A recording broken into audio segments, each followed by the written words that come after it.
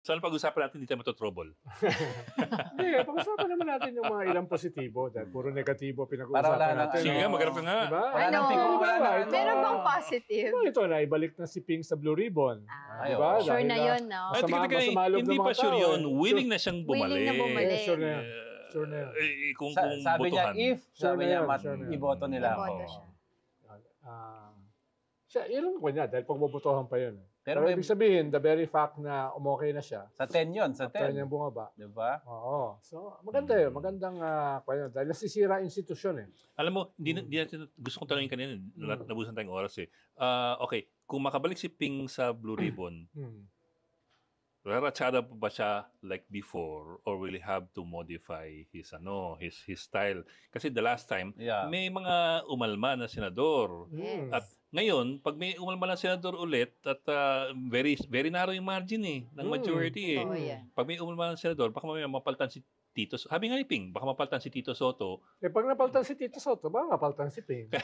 So, back to square one ulit. Pero nakakahiya na yun for me, for the Senate. Nakakahiya na yun. Masisira yung Senate as an institution. Feeling ko kaya siguro lumakas din yung loob ng pagbabalik ni Senator Ping kasi naisip nila, parang nakakahiya na ulit kung magpalit pa rin. Pero yung itsura naman namin. Diba? Yung interview niya, may baon daw siyang mas pasabog daw na witness. Witness. Tapos ituturo ng witness, mas malaking pangalan, sabi niya. Pero hindi daw niya, mas malaki pa sa ngayon? Oo, pero hindi ko nasasabihin. Pero kanina in interview Sino ko si yun? Senator Tulfo, tinatanong ko siya sino kaya yun. Feeling ko alam mo eh. Alam mo ba? Ito naman ako. Sige na, ilang syllables? Ilang syllables? Alam mo ba? Pero kasi sabi ni Senator Tulfo kanina, nung in-interview ko siya, baka daw galing ulit pa rin sa DPWH. Yun ang sabi niya. Pero sabi, bigger names eh. Well, hindi, na magdadawit ng bigger names. Well, kung sakali, si Secretary Bonoan, ang unang cabinet secretary na makakasuhan. Pero medyo tinatamaan na siya sa mga nangyari. Kaya nga siya nag-resign, di ba? Pero wala pang kaso nakasampa sa kanya. Ang alam ko ay posibleng meron. Posibleng meron. Pero kung sakali, siya yung unang cabinet secretary. Sino pang cabinet ang makakasuhan, di ba? Tapos, siyempre, ang isang controversial dyan, sino pa bang senador ang posibleng makasuhan o madawit dito sa korupsyon? Dahil I'm sure, hindi lang naman si Jinggoy, si Joel Villanueva, si Chis Escudero. Kaya sila umaalma sila sa Senate. Oo, merong mga insertions sa BICAM. Sa BICAM. Iba yung insertions kasi during the plenary. Yes. Iba yung insertions sa BICAM. Ito sa amendments. Amendments. Yes. So, at sino sa kanila ang merong mga anomalous, substandard, ghost projects dito sa kanila mga insertions, no? Pero kailangan hiwalay mo yan eh. Yung insertions, for example, sa BICAM, okay, that's irregular. They call it amendments eh, diba? Sa BICAM. That's irregular, but not necessarily bad. Is it punishable by law? Di ba gray area kasi yun? Kasi in the end, after the BICAM, binalik yan dun sa plenary, pinagbotohan, ni-ratify. So, technically, baka mailusot. Kahit hindi mo malusot, baka malit lang yung kusakali, malit lang yung penalty, if at all. Hindi naman. Versus yung pinagkakitaan at Migos projects. Ang naman kasi dyan, ang penalty dyan, dun sa mga kickbacks. Yun nga. Yun yung kickbacks. No? Paano kahit halimbawa, yung in-insert mo ay substandard or ghost projects, mas ang penalty dyan, political. Tatamaan ka. No? Pero yung papatunayan na ikaw ay involved dun sa anomaly, ibang usapin pa yun. No? May whistleblower na kailangan, may testigo, at dapat yung testigo na yun makorroborate. No? Halimbawa, yung Napoles, may ledger eh. Tapos merong staff si Napoles na nag-testify. Si Louie. Never happened to him. Dun sa ledger. Hindi ko lang alam eh. Tapos may iba pang mga staff na nag-testify. Including mga staff ng mga senador. So, may corroboration eh. No? So, kung sakaling may ganong klaseng anomaly dito sa BICAM, na from the very start, nag-insert ka during the BICAM, no? At yung in-insert mo ay substandard or ghost, no? Ay kailangan dagdagan mo pa. That's the issue there. Na may whistleblower na ididikit ka dun sa bribery. So, ito ang baon ni Senator Ping sa 14. Posible. Pero nakita mo naman, sa dami ng ebidensya labang kay former Vice President Binay at saka yung kanyang anak, na-absuelto 2 months ago. Tapos ngayon, sa dami ng ebidensya, nakulong na nga eh. Kaya nga po Na-absuelto si Enrile. Gigi Reyes, saka si former Enrile. Senator Enrile. Actually, si Napoles, although At saka si Napoles, at least doon sa 15. Pero meron pa siyang kaso na convictions. Marami pa. At saka na-convict na siya sa iba. Yeah. So, But that's also what I mean kasi you were talking kanina about meron niyang political penalty of sorts. Pero we also saw that nung pork barrel scandal of the last decade na ang dami mong nasabit na mga senador na in the end puro na acquit tapos nakatakbo ulit. Holds position For example, si Bong Revilla muntik na ulit po makapasok. Yes, pero at least nalabas siya ngayon pero muntik siya makapasok. Si Jinggoy is back. Pero at least nakulong sila. Yeah, but pero, di ba? Hindi naman yun yung justice that we want eh. Hindi naman naibalik yung 124.5 billion. Kaya nga weird din itong decision na ito eh. Dahil inabsuelto si Enrile, si Gigi Reyes, si Napoles, tapos may pinapabalik uli na pera. Return the money daw. May pinapareturn uli yung pera. Restitution? Hindi. Iba yun. Parang may kwento na eh. So parang administrative yata yun. Parang tinuturo or civil liability. Pwede ka magnakaw sa ibalik mo.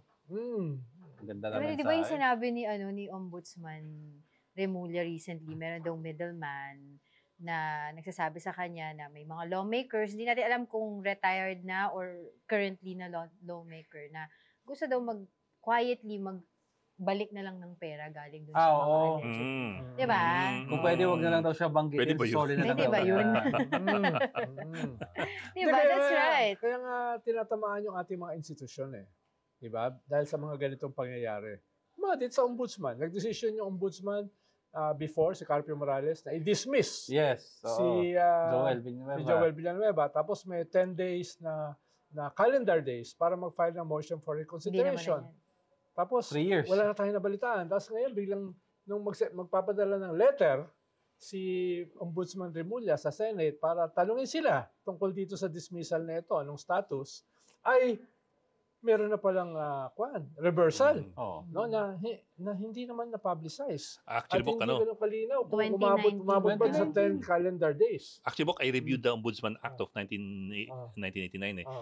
5 calendar days lang for you to file to appeal and 3 calendar days for the ombudsman to decide. So which also makes you wonder bakit pa walang 2 years. So ano ibig sabihin nun? Is it baka valid post-dated pa? check. Yun na sinabi ko nga. Kailan mo yung ginawa? Talaga bang 2019 o bago umalis nilagay lang 2019? Charot. So yung mga ganun ba ng mga kwan, parang yung mga tao nadidismaya sa ating sistema na parang ang daling lumusot. Ang daling lumusot kahit ang dami ng ebidensya, kahit na-maximize na talaga yung proseso, nakakalusot pa rin ng mga tao. Sabi nga nila, yung kaso ni Senator Enrile, airtight noon nakalusot na yun. 10 taon na kulong si Gigi Reyes Yes, diba? Si Richard Cambe. Namatay na nga sa kulungan. Tapos ngayon pa na nagdesisyon sila kung kailan ongoing din yung investigation natin sa flood control project. Kaya, parang nakakawalang gana. Kaya may economic impact. Tinatamaan yung ating ekonomiya. No? May mga kausap ako ng mga leaders of industry last Sunday. Sabi nila, dati kasi may mga dumarating ng mga investors. Ngayon, wala na. Ayaw na nila. Wala na. Dahil nga itong corruption scandal na ito, no, ay tinatamaan. Parang nag-hesitate yung investor. Teka, no? Ano mangyayari diyan? No? Ano mangyayari diyan? Sa kanila isang criteria 'yun eh. No, na pwede silang pumasok dito na hindi sila tatamaan ng ganitong klase mga anomalya.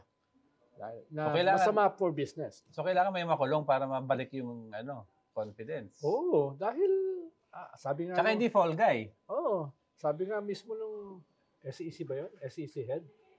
Binawi daw niya, sorry daw. Grabe na. Pero, the fact remains na bumagsak yung ating stock market. Oo. Diba? At bumagsak. Yung Francis, bumagsak yung ating sa Korea, currency. yung investment. Yung loan. So, may mga ganong mga nangyayari ngayon at hindi siya limited lamang sa politika. tinatamaan yung ekonomiya. True. Pero you have to go beyond. I think you'd have to go beyond just putting people in jail temporarily. Totoo. We had what, 3 senators Napanood in na jail natin yan. temporarily and then na-bail. Non-bailable Diba? pero nabe-bail. Oo. Pag Oo, pero- napapalitan ng presidente, naiiba din yung sitwasyon. Yun, di ba? Pag napapalitan yung presidente. Naiiba. So, Diba, sino ba mga napakawalan nun? Si GMA. si Diba? GMA. Sino napakawalan nun? Si Jinggoy, si Bong Lahat sila, Revilla, yung tatlo. si Enrile. Lahat Oo. sila napakawalan di ba? Ano Tapos yung eventually main na-quit. reason? Nagpalit yung Ng gobyerno. admin. Di ba? Dapat walang ganun Dapat walang Walang yung nagbago lamang yung political climate. Nagbago lang yung political climate tapos biglang pinalaya Oo, niya. iba na. So, but yeah, how do you maintain consistency when you have, of course, you have a new government every 6 years, midterms every 3 years. Usually You're kasi, looking for consistency and continuity. Ang consistency kasi diyan is halimbawa yung judiciary. Aha. Yun yung Oo. isa. Halimbawa, kahit magpalit agree. yung Congress, yung Justice Senate, should be yung consistent. Executive, dapat meron kang consistency diyan. Di ba? Yung tinatawag nating rule of law. Mm. No? Yun sana. The politicians may come and go, but Yeah. the bureaucracy in the Oo. system The justice should be consistent. system. Oo, Totoo halimbawa yan. sa Europe system nga kahit walang gobyerno, Tatakbo yan. nagfa-function yung bureaucracy because they have a very professional bureaucracy. Halimbawa, nakita ko sa Belgium, 2 taon walang gobyerno. Pero umaandar yung bureaucracy. Yung social welfare nila, Oo, tuloy-tuloy. tuloy-tuloy yun. Diba? Tuloy-tuloy yun. At pinakamahalaga, yung judicial system, patuloy dapat. Diba? Patuloy dapat yan. Paano, may mga bansa na halimbawa nag-hang parliament yung hindi makapili ng gobyerno. Nag-ampas. Oo. Mhm. Pero tuloy yung services ng Estado. No? Yun ang tinatawag. At isa sa pinakamahalagang services is the justice Justice system. Justice system. system. Oo. Sa atin, pag nagbago yung politika, nagbabago yung justice. No? Kasi the politician should be should be inconsequential Oo. Exactly. in the bigger scheme of things. Exactly. Oo. How do you solve a problem like the Philippines? May nakukulong, may napapalaya, may nagagalit taong bayan. 2013, nagalit ang taong bayan sa Pork Barrel. Naghimagsik tayo halos sa luneta. Totoo. Naghahalo Tapos balikan naman tayo sa dati. sa ating sistema Hello, Yung- Garci. Di ba? yung modernity at saka pre-modernity. Ano ibig sabihin? Meron kang modern form, may modern shape ka, no? Checks and balance, no? Democratic alternation of power through elections, etc., etc. Meron kang constitution and civil liberties, yung trappings of modernity. Ang problema, the substance ay pre-modern. Patuloy na meron kang mga warlords, patuloy na meron kang dynasties, patuloy na meron kang insurgency, patuloy na meron kang corruption at saka inequality. Yan yung usually ay substance ng isang sistema na hindi moderno. No? So, minsan nagko-coexist yan. Nagbubungguan sila. No? At dahil yung ating political leadership ay mas nakakiling dun sa pre-modern system, nananatili yung ganyang klaseng substance, even with the form. Yeah. No? With the form na nangyayari. Sige, mag-snap elections na lang daw tayo. It's not a solution, definitely. Nakaka-depress ka naman kausap Love life lang ang pag-usapan natin. Kaya sinasabi ko, sa akin, Parang there's positive no, na nakabalik si Senator Ping sa Blue Ribbon. Mm. Kalawa, positive na under pressure, binukas na ng ICI yung kanilang Hearing. proseso Streaming na maging open and transparent. Okay. Positive, Even yung previous hearing nila daw, di ba? Yes, Bibigay next yung week. transcript, di ba? positive na si Boying Remulla as an ombudsman, ni-reverse yung usapin sa SALN nung predecessor niya. Yes. Positive yun, no? Yes. Even positive, yung sinabi halimbawa ni Senate President Tito Soto, na open kami na bawiin sa archive yung impeachment. Hinihintay lang namin ang Desisyon desisyon ng korte. ng Supreme Court dun sa motion for reconsideration. No? So, meron din naman mga positibo. Kaya sinasabi ko, it's a struggle between modernity and pre-modernity. Sa dulo, kailangan mo maglagay ng mga bagong leader sa 2028 na hindi lang anti-corruption. Alam, ganda ngayon ang sitwasyon Diba? Yung lahat gising, lahat buhay, lahat nagmamatsyag dito sa usapin ng corruption. Impatient, suspicious, at saka galit. No? Ikalawa ay 80% ng iyong mga politiko belongs to dynasties. Totoo. Dapat mabago yan sa 2028, di ba? Kailangan mo idikit ang corruption sa usapin ng dynasty, sa usapin ng impunity, di ba? At ngayon, for the first time, again, since the 80s, meron kang opportunity para gawin yan. Lalo na yung kabataan, yung indifference na kaapati nila, medyo nagbago last midterm election. Yes, medyo may, may changes. Actually, madami surprises last midterm. Oo. Ngayon ko lang nakita uli ang simbahan na ganyan ka-active. Anong sabi ng leader ng simbahan last week? Cardinal David, no? No to military junta. No to revolutionary government. No to snap election. Yes to longer jail terms for plunderers. No? Usually ang simbahan tahimik di ba?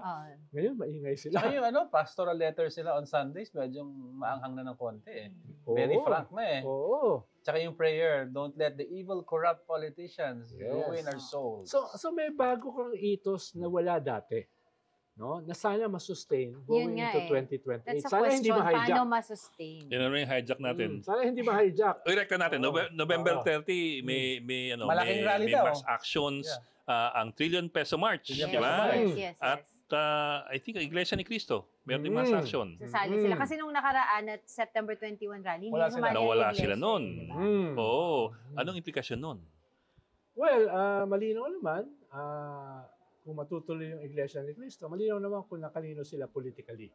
True. Nakita nga last week Pagkatapos nila magsabi na sasama sila sa November 30, ay bumisita si Vice President Sara Duterte sa simbahan Sa ng Central, Iglesia and met the leadership. That's 2 days after Is that nila messaging? mag-announce. That's a message. Yes. Medyo that wasn't lost in translation. Diba? Yun yung ibig sabihin. Yun na nun. yun. Oo. So, kung mangyayari yan, matutuloy sila. Ngayon kasi parang nabalitaan ko, may hesitancy. May hesitancy na magsumama sa November 30. Sino? Sila. Ang Iglesia. Oo. So, alam Because ko, of that visit. may hesitancy. No? Kaya hindi ko alam kung matutuloy sila because of their pronouncement last week. At yung visit ni Vice President Sara dito sa November 30. Itong hesitancy ngayon lang to o before the visit? Ngayon lang. So after the visit Ba't bigla nagkaroon ng hesitancy? Hindi ko alam. Sinabi sa'yo, hesitancy. So baka hindi matuloy, ganon? Sila. Oo, Sila. baka hindi siya matuloy. Yung grupo nila. Yung Trillion Peso March tuloy. Tuloy yun, Tuloy oo. na yun, Kasi ibang grupo Yung- naman yun diba? Yung Iglesia Lingap activity, Ang alam ko Yun ang- may hesitancy. Because of that Pero visit. sila na Bakit ayaw nila sumama? Anti-corruption, wala man kulay naman supposedly. Well, supposedly. Supposedly, Yun yung diba? mahalagang salita. Oo, Supposedly.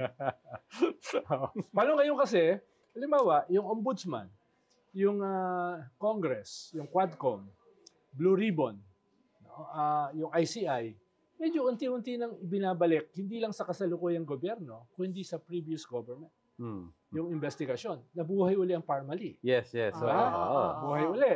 Tapos, ang haba, kapal ng pinail ni Senator Trillanes labang kay Bongo. Yes, Doon sa Oo. ombudsman.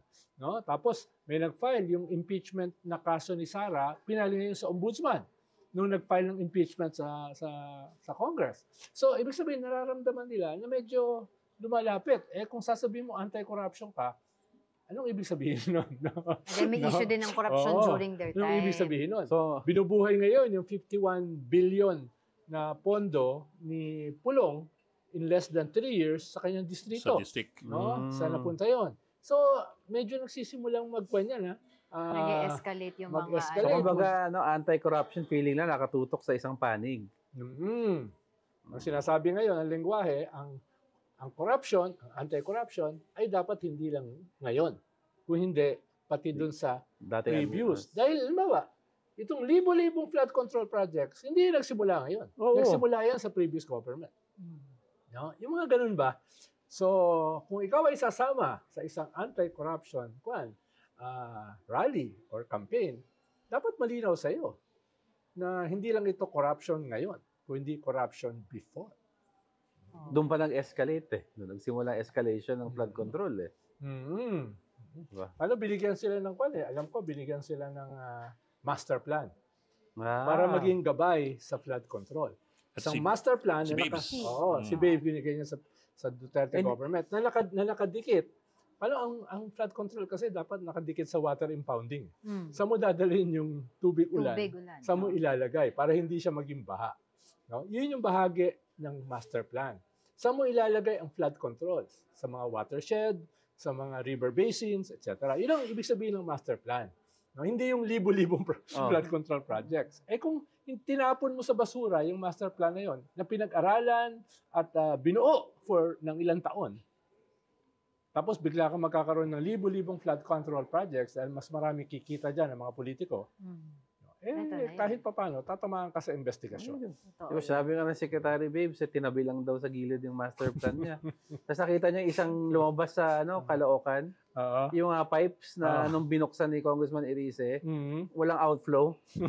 Pipe lang daw nalagay sa kanal, pero walang labasan. Hindi mo naman kailangan maging kasing talino ni Ed Lingaw para malaman madali lang yun. na yung isang flood control project sa isang barangay ay hiwalay sa flood control project sa isang barangay. Dapat integrated. Dapat holistic yan diba? Kasi dikit-dikit naman yung Paano ka mag-iisip ng libo-libong drainage projects, libo-libong flood control projects? By its very nature, hindi mo sa utak mo. Diba? Paano magkakaroon na magkakahiwalay? Parang gagawa ka ng kalye na hindi magkadikit-dikit. Oo, inuulit ko, kahit hindi ka kasing talino ni Ed Lingaw at saka ni Manny Mugato. No? Sana. Lagi ko naririnig yan sa TV pag pinapanood ko kayo. Yung usapin ng kung saan tinitignan yung mga anomalous flood control projects. Kasi sinasabi ng iba, bakit ito lang yung mga tinitignan? Bakit hindi yung sa turf mismo ni Pangulong Marcos ngayon na may issue din naman daw ng mga flood control? Mukhang tinitignan na rin doon. No? Hanggang doon. Ayun lang, dahil kasi ang lumabas ng mga whistleblowers, tika Bulacan. No? Doon nagsimula. Yung isang distrito sa Bulacan na, alam niyo man o hindi, inawardan twice yung distrito na yon ni Alcantara at saka ni Bryce. Inawardan yan as the best in disbursement. In disbursement? Yeah. Dahil nakakapag-disburse sila ng 2 billion naman. Galing naman nila mag-disburse. Ako galing sa gobyerno. Disbursement lang naman din naman sinabi, disbursement of proper funds. Hindi naman efficiency pag-usapan ng disbursement. Hindi ganun kadali mag-disburse ng 2 billion a month sa isang maliit na distrito. That's almost impossible. Ang daming papeles ang kailangan dyan No? Unless, bago pa man dumating yung 2 billion, nakahanda na yung mga saro. Nakahanda na yung mga papeles, no? Meron nga ako nakitang picture nila Tsaka determination. May nakita ko picture nila para namimigay sa mga estudyante ng bota. Diba? Nag-outreach program sila. Diba? Kasi nabaha daw sila. Kakapalang mukha. Dahil kung gagawa ka ng flood control projects, edi kung may konsensya ka, magbigay ka ng bota. Dahil alam mo, babaha Magkano naman yung bota Kumpara mo sa nakuha mo, pero hindi ko talaga makuha yun. Pero mo inawardan twice as the best in disbursement. Sino nag-a-award pa ganun? Yun yung one. DPWH. DPWH, inawardan sila. Ang galing nila di ba? 2 billion a month. Hindi ganun kadali yun, Kahit yung mga departamento, hindi ganun kadali na gumawa ng ganung klase. Best in disbursement pala. Isang departamento magdi-disburse ng 2 billion. Yun, distrito lang, Kaya sila nauna lumabas. Kaya nga. Kasi papatalo ng 1 billion sa casino. Di ba? Ano ba naman yun? Di ba? Papatalo ng 1 billion. Kita mo yung mga nakapatong na daang-daang milyon sa lamesa ng billiard table, di ba? Nakangiti pa. Kaya nga, galit na galit ang tao dahil sa panahon ng social media, very graphic. Very graphic. Totoo. Nakikita mo yung hindi mo walang baha sa Bulacan for 1 month. Di ba? Dati nawawala yan pagkatapos ng ilang araw. Ngayon, 1 buwan. Totoo. Nakikita mo sa social media. Meron nga akong pinuntahan sa Binyan, Laguna sa dokumentado. Years na silang lubog sa baha. Super years na. Inaamag na yung Inaamag na as in may mga lumot na. Tapos nagtayo sila doon ng mga coco lumber na tulay na natutunaw din naman. Coco lumber. Siyempre. Diba? Pero pagkatapos namin ilabas yung story, yung LGU doon, nagpatayo naman ng parang mas maayos na tulay. Tapos nagpasipsip. Pero still, lubog pa rin sila sa baha. Pero ito yung problema ko lahat tayo galit sa korupsyon I mean, I would like to think, diba? Lahat tayo galit. Pero apparently, a lot of people get angry at corruption based pa rin on their political leanings. Yes. Alam mo yun, kung ako pro-BBM ako, galit ako sa korupsyon, lalo ng panahon ni Digong. Kung ako pro-Duterte ako, galit ako sa korupsyon, lalo ng panahon ni BBM. Depende kung sino yung kung saan ka naka-lean, doon ka nakagalit sa kabila. Siguro, Ed, yung mga kabats natin. Ngayon kasi may section ka ng kabataan na nadagdag sa mga voters, 3 to 4 million a year. Nadadagdag yan, ng mga bago. Na minsan hindi lumalabas sa survey, pero nandyan sila.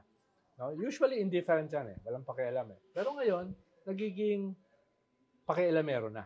Yung sumisigaw sa Araneta Coliseum sa concert, kulong naman yan, di ba? Mga kurakot, yung sumisigaw sa UAAP Games. Yes. Hindi yan nangyayari dati. Dati yung mga politiko, yung mga senador na yan, nandun sa UAAP Games yan Ngayon, may isa ba sa kanila pumupunta? Wala. Ibig sabihin, may ganung bagong elemento na hindi siya divided automatically sa mga politika. Hindi yan yung mga BBM, Pink, etc. Yan yung ngayon pa lang nag-i-emerge Gen Z at millennials, no? Na dati indifferent o dati walang pakialam sa politika, no? Ngayon nakikialam. At nasa frontline sila. Araw-araw may nag-walkout sa mga klase. Sumisigaw, di ba? Nakita mo ba yan before? Tayo, 40 years na tayo sa politika. Nakita ba yan before? Nangyari yan 80s Di ba? Baka hindi mo lang nababalitaan kasi wala pang social media dati. Well, tsaka hindi well, I get your point. Wala selection. Ang daming artista. Maliban kay Lito Lapid, talo. No? Reflection yan nun At maliban pa sa alaking tulong ni Robin Hood Padilla. Kung bakit natalo ang mga artista. Pero may mga kabataan ngayon na sumusulpot. Thank you, Robin ba? Yung henerasyon namin nagigising na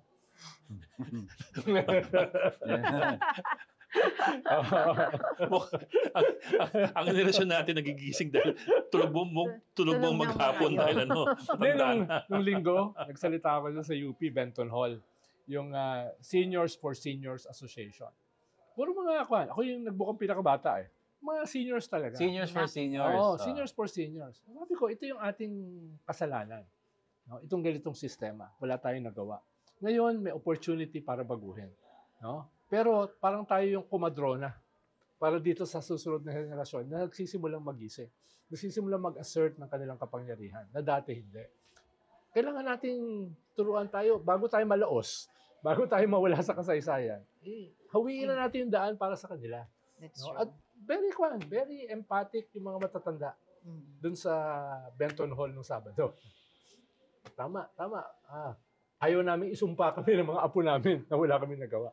Kaya so ganun, may opportunity. Sinasabi ko, yung opportunity na yan, pwedeng mawala. Pwedeng masayang. Pero at the same time, pwedeng hindi. Importante lang yung sustainability ng galit. Meron kang mga bagong leaders ngayon Meron kang Vico Soto. Di ba? Meron kang mga New breed. Meron kang mga Maverick. Chel Jokno. Nakalabas uli si Laila de Lima. Meron kang mga Shelo Magno, di ba? Heidi Mendoza. First time tumakong, nakakuha ng 8.9 million posts. Mas marami pa kay Billy Revillame, tsaka kay Abalos. Partida, walang makinarya. Wala. So, ibig sabihin, may mga ganyan di ba? Wala sa survey, biglang nanalo, number 2, number 5 sa Senate. Wala sa survey, biglang nag-number 1 sa party list. No? So, may mga ganyan ngayon na bagong elemento. Sana mag-translate ulit sa susunod na election. Nakita niya mga interview sa mga taga-UP. Tinanong nila bakit hindi kahit maingay pero wala pa rin yung hindi pa nagsusnowball yung panawagan sa against corruption. Tinanong yung bata, sino may kasalanan ng korupsyon? Syempre yung pinakamataas na opisyal ng bansa kahit hindi siya nangungurakot, nangyari sa pamumuno niya. Sino yon? Si PBBM. Bakit ayaw niyo mag-ingay? Hindi namin gusto yung kapalit. Sinong papalit? So hindi na lang kami muna mag-ingay, election na lang. So parang hindi nila gusto yung alternative to him. So they'd rather have him there. Actually, may nag-iingay. Kailangan mo lang i-sustain. Mabilis yung 2.5 years. Sabay mong... in 2.5 years, Oo nga, 2028. Kampanya na. Diba? Kampanya na. So, may 2.5 years tayo na runway para i-harness yung galit na yan, yung outrage na yan, yung sense of hope at the same time. No? To create new leaders. Sino yung new leader na yan? We don't know with 120 million population, tingin ko may mahanap tayo wala pa ngayon. Nasa edad na ba si Vico by that time? Wala pa. Not for president, pero for the Senate pwede na. So, may mga ngayon, may mga signs of hope. Diba? Meron kang si Ronald Llamas. Meron kang dalawang kwan. Pasok na siya sa edad. Meron kang dalawang... Papasok yan sa survey, di ba? Biro mo, may dalawa kang pare na nakasama sa shortlist sa Papasi. Oo. Dalawang kwan, di ba? Tagle and David. Sabihin, meron kang Yulo na nag-gold medal, meron kang Yala na binibigay lahat ng kanyang kita sa tennis, sa mga mahihirap. Ibig sabihin, ilan pa yung katulad nila? Hindi naman yan rare eh. Kailangan lang natin maghanap eh. Most of them are hiding in plain sight. Pero ito tatanong ko sa iyo yung tanong ng maraming tao na hindi mo naman sinasagot. Hindi ko alam yung tanong eh. Bakit ikaw, hindi ikaw? Alin? Ba't hindi ka sumugal? Hindi, iba yung role natin, di ba? Behind the scenes. Hindi tayo iiwas, pero iba yung role natin, no? Halimbawa, mas yung skill set ko campaign, no? Campaign managing. No, special ops, no. Doon ako magfo-focus. Kasi lumalabas ka na sa survey. Sa survey ka. Fake news yun. Kaya yung role natin, ikaw, wala ka rin balak tumakbo. Yung nakuli doon. Ang role natin, hahawiin natin yung daan para sa mga ito. Diba? Yun ang gagawin natin. Diba? Yun. So, wala ka talagang balak? Huwag na. Ever in your wildest dreams? Alam mo, nung binuo namin yung bayan, ako yung presidente for 15 years. Pwedeng ako yung nominee. Diba? Pwedeng ako yung pumasok sa Congress eh. Pero nominate ko si Eta Rosales, Lisa Ontiveros. Diba? Yun yung mga pumalit. Ngayon si Chel Diokno. No, dahil may mga iba na mas yun yung kanilang role. At ang galing nila. Diba? No? Si Risa, si Eta, si Chel. No? Nag-con sila dyan. Let me be the devil's advocate. But you know, the way you speak kasi, you're able to capture the attention of a lot of people and their imagination. You're able to motivate people eh. That was almost ikaw ang magkakampaign that was almost a compliment. Diba? Has it ever crossed your mind that you could take the next step and ito Ed, kilala mo, take it off? Magkasama tayo for 30 years. Kilala mo ako. Tingin mo ba, no? Nasa personality ba niya ang maging politiko? Ako ay pasensyoso para makipagdebate kila Marcoleta, kila Robin Hood Padilla. Kapag kilala mo sa akin, no? That'll make for very good TV. People change. May nakakausap ako mga ka-age namin. Baka ano mangyari. Sabi na, di ba katrabaho mo si Ronald Llamas? Sabi sa akin, girl to. Sabi ko, ito DDS. Pinsan mo yun. Pinsan ko to, DDS siya. Pero sabi niya, I like him so much. No. Video greet nga.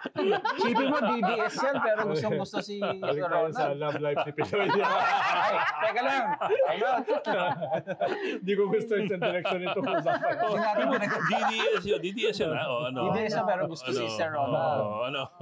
Ngayon, tamimik ka ngayon, no? Hindi, dahil Ba't nag-blush ka? Hindi, uso kasi ngayon na walang kwenta usapan. Di ba? Uso ngayon na walang kwenta usapan. Kaya ayun, ganun yun. Iba kulay mo. Oo. Nakita nag-blush. Capable pala mag-blush yun. I'm basically a shy guy.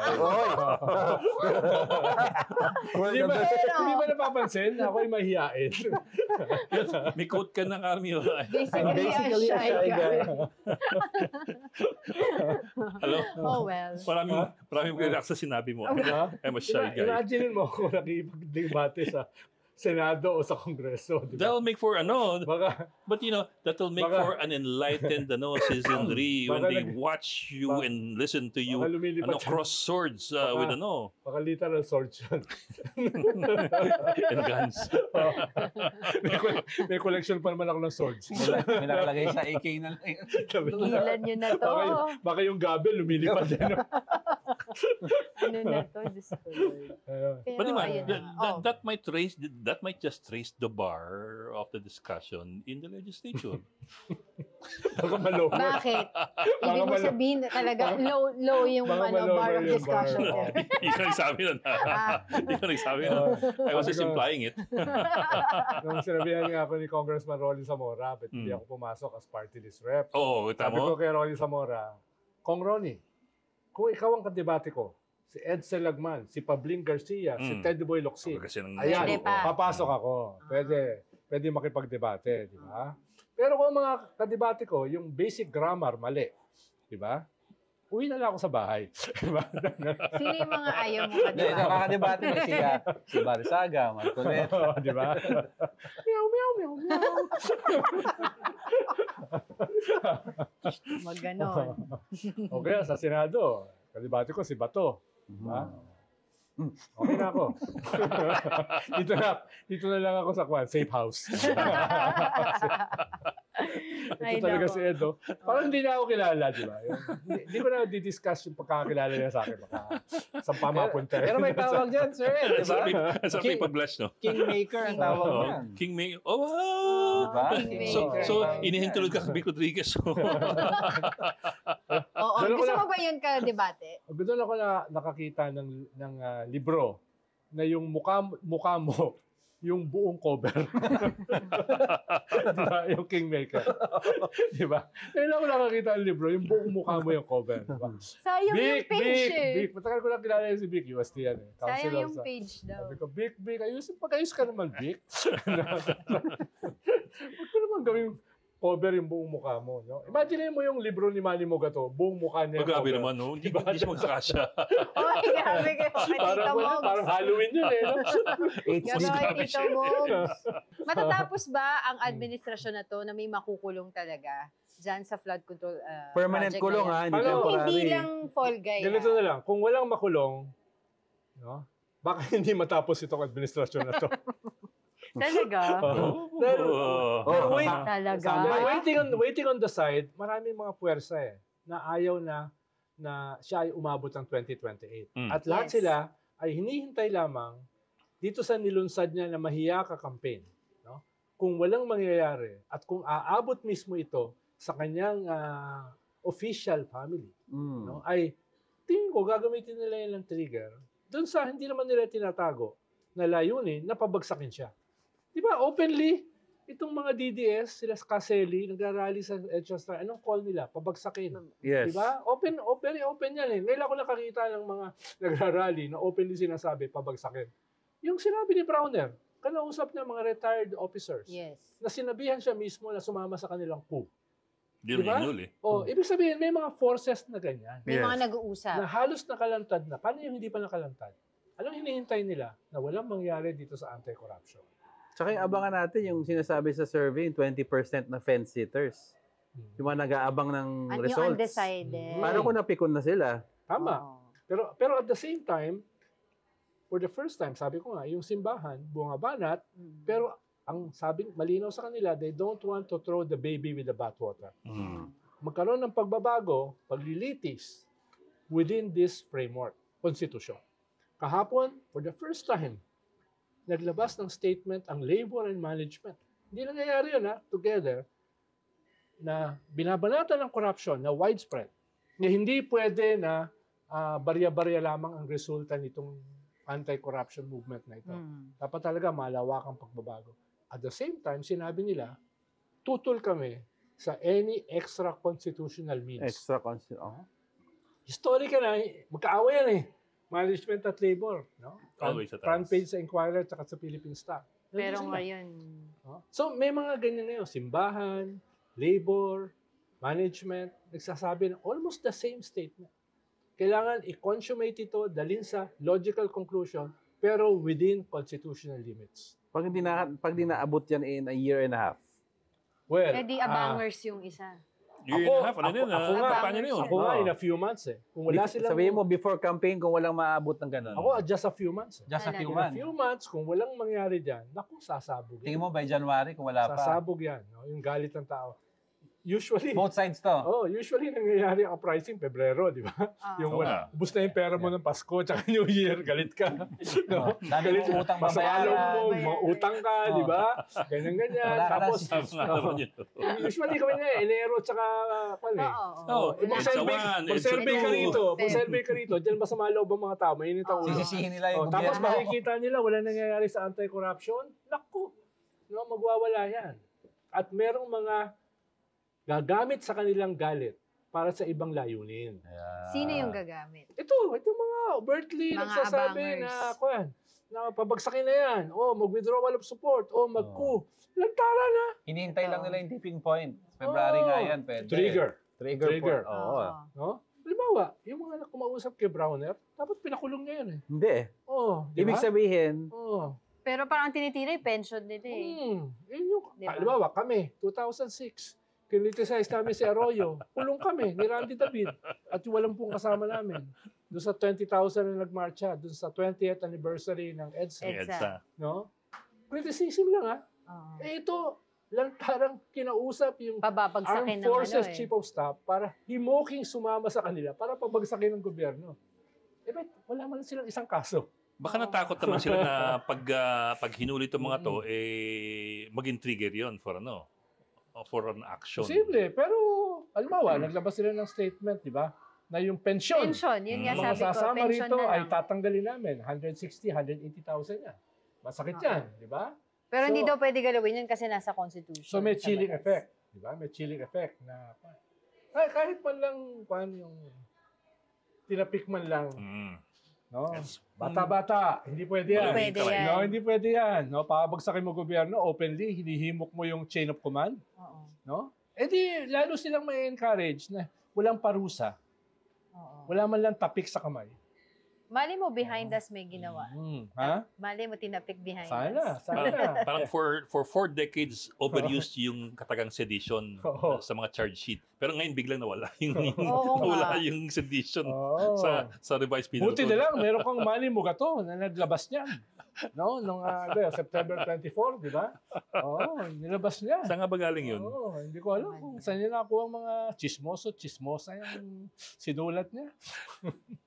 Oh, well. Dito yata nang galing yun eh.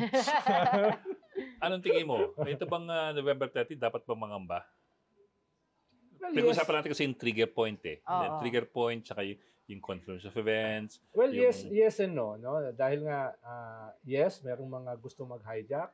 No, dahil for now, mukhang yung chain of command is holding. No? Bakit? Dahil mukhang yung mga nag-agitate, no, na i-install an alternative ay parang hindi katanggap ng Hindi rin nila, dahil parang pro-China. Oo. Yung armed forces naman natin, hindi naman pro-China yun. It's always been US. So may ganong klase na kwan. Ikalawa, parang yung naging fulcrum ngayon, yung Catholic Church. Na usually, hindi naman nag-a-assert ng kanilang political role eh. Pero 85-86% ng mga Pilipino are Katoliko. Kahit papano, may impluensya. Lalo na kung pinag-uusapan ngayon sa mga parokya, sa mga simbahan. This has never happened before. Diba? Diba? Catholic schools nagmo-mobilize. Huli ko nakita sila, EDSA 2 eh. Yung SEAP. Diba? EDSA 2 siya EDSA nakita 2. eh. Ngayon, nandyan sila oh. kaya naglabas ng Okta ng survey, tinanong about the military. Ayun. Military junta. Kanina kausap namin si di ba? David. Si Guido David. Ba't niya nilabas yan? May Oo. naririnig ba Why kayo? do you think there's a need to ba't nila conduct ginawa? a Pero maganda survey? resulta. Maganda resulta. 85, 87%. Ayaw. Ayaw, di ba? Oh. Ng mga military. So hindi gagalaw But yan habang interestingly, gano'n. meron din silang kabilang survey na nagsasabi, the Filipinos naman trust AFP. Most Yeah, trusted. yeah, Ano, Oo, most trusted. pero kung magmi-military junta, no. Kaya maganda naman yung survey na yon, no? Ang play mo lang dyan, Bok, hindi mo naman kailangan yung majority ng military to be on one Yun. side or the other eh. Kailangan mo lang ng select people It's a of small select group. groups in select Ang areas. coup is a power grab. Oo. Ang power grab dapat sikreto. Para maging sikreto, dapat kaunti lang. Pero usually, ang sinasama dyan, yung elite forces. So parang Scout Marines, Art of Ranger. war. Scout Rangers, SWAG, at saka SAF. Usually, yun ang kasama dyan. Dahil all the rest, wait and see. Yan lagi tinatarget, di ba? Marines tsaka Scout Ranger. Dalawang unit na yan. Tama. Special forces. But sabi nga natin kanina, with weak institutions, di ba? Anything can happen. No? Pero, at the same time, meron ng mga mitigating forces na balak pigilan yan. Katulad ng statement, ng historic statement ng labor and management. Yan. Yung statement ng church this past 4 weeks. Di ba? Very active sila. Oo. Ngayon. Kaya di ba? tuloy yung mga politiko natin ngayon, hindi sila ng stand nila kasi hindi nila alam kung sino pa yung talagang magiging leader in a few Sabi nga years. nila, kailangan to have yung radical change, you have to incite daw yung middle class. And middle class listens to the church if you're a Catholic. Yes. Parang nangyari kay Cardinal Sin. Hindi, yung September 21, nandun ako nakita ko, middle class yun. No. Tsaka, Kasi galing sa church din yung mga Tsaka hindi yun yung usual suspects, Hindi yun yung mga organized groups na sumasama usually sa rally. Ito mga pamilya. Yeah. Na-meet ko nga yung isang pamilya. Sabi ko, ba't kasama niyo yung mga toddlers niyo? Hindi, para sa kanila to Ganun ba na-inculcate nila na dati hindi sumasama sa mga ganyan, Oo. Dati hindi sumasama sa mga ganyan. Dati nga, di ba, pag kami mga rally, naiinis sila kasi matraffic. Di ba? Busy sila, may Ngayon, ginagawa okay sila. lang. Ngayon, okay lang. Usually sa rally, parang reunion. Yung mga matagal mo ng mga hindi nakikita. Ikaw na naman. Magsasama-sama kayo. Hindi na natapos ang trabaho. Ito, mga kanto 95-98% new faces. No, ito yung mga, nasaan sila? Ngayon ko lang sila nakita, yung mga tao, may mga Zumba groups nandoon, naka-Zumba attire. May mga yung mga yung weekend, mga napapansin talaga niyo, no? Mga Zumba. yung mga Yung mga weekend, interest niya, yung mga nag-Zumba. yung mga weekend na tawag dito, yung tumatakbo, mga fun run. Mga runners. Nandun sila, di ba? Yung mga grupo na nagbuburda pag weekend. Diba? Yung mga ganong klase na. Last weekend, di ba, may mga naka-costume pa? Naalala mo yung EDSA, yung unang EDSA.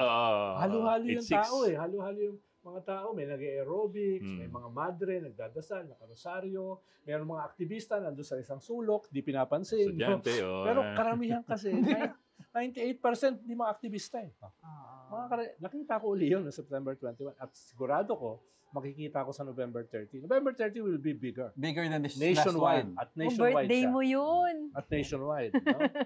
Birthday niya. Di ba nga may sa kasabihan sa mga kabataan, pag nakita nyo daw si Sir Ed Lingao sa isang coverage ng rally, alam mo may mangyayari. Kasi dahil yung kanyang shades, no? Napanood ko to sa yung umalis si Erap sa Malacanang. Hindi, ako yung interview. Sa Mindiola siya nun Ako yung interview. May buhok pa ako nun. So nakita ko kayong dalawa sa isang video. Trouble na yun. Alam na this. Trouble na yun. Alam na this. Ay, nako. Mga instigator talaga. Kaya hawakan mo Hindi yan. na tayo sasama sa kanila. Dito. Pag nakita nyo sa kasada, iwasan nyo po. Iwasan nyo.